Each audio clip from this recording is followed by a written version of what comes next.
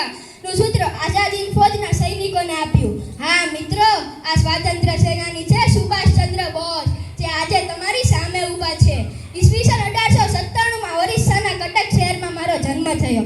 આ દિવસે મારા અવતરણ દ્વારા આઝાદી ફૌજમાં એક સ્ફોટક વિચાર પણ જન્મ્યો હતો, જે આગળ જતા બ્રિટિશરોની ઊંઘ હરામ કરવાનો હતો.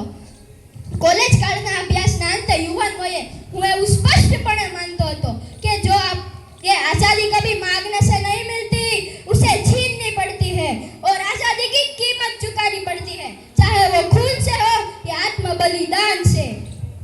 ईस्वीसन 1920 में इंग्लैंड जई इंडियन सिविल सर्विस की परीक्षा पास करी. दरेक हिंदी युवानનું અંતિમ સપન હોય તેવી જીવનના ધબકાર સમી સંધિ અધિકારીની નોકરી મારા હાથમાં હતી. પરંતુ આ સફળતા મારા જીવનની સૌથી મહાન કટોકટી બની રહી. જો હું નોકરી મેળવી પરદેશી નોકરશાહી પ્રત્યે વફાદારી કરું અને ટંકભર ખીરના ભોજન માટે પોતાની જાતને જ વેચી દઉં તો આઝાદી નજીક આવવાને બદલે દૂર થતી જાય.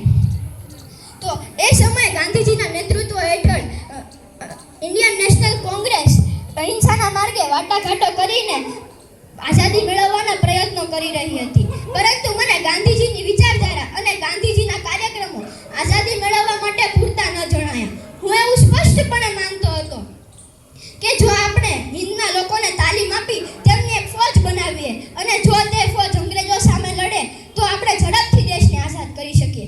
આથી મેં મારું પૂરું જીવન આઝાદી ફૌજની રચના માટે સમર્પિત કરી દીધું. ઈસવીસન 1928માં મેં 2000 હિંદના લોકોને યુનિફોર્મ પહેરાવી કલકત્તાની સડક પર કૂચ કરાવી. મારા પગલાથી તો અંગ્રેજો હલબલી ગયા.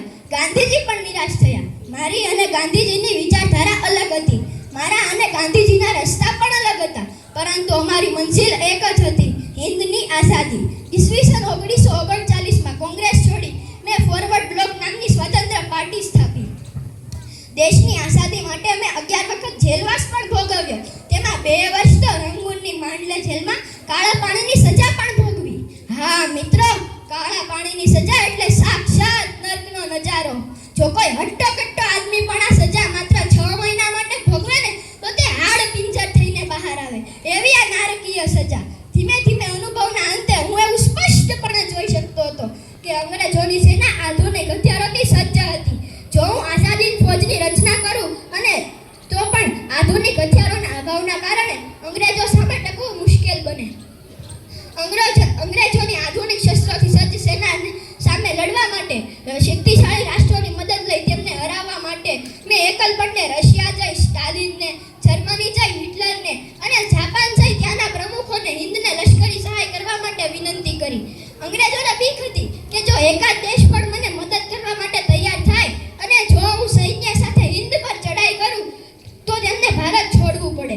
Bose was the biggest threat for Britishers. આખરે ઈસવીસન 1945માં એક પ્લેન ક્રેશની દુર્ઘટનામાં હું ઘવાયો. મને તાઇવાનની એક હોસ્પિટલમાં દાખલ કરવામાં આવ્યો. તે હોસ્પિટલમાં મારું મૃત્યુ થયું કે હું બચી ગયો એ તો આજે પણ એક રહસ્ય છે અને કાયમ માટે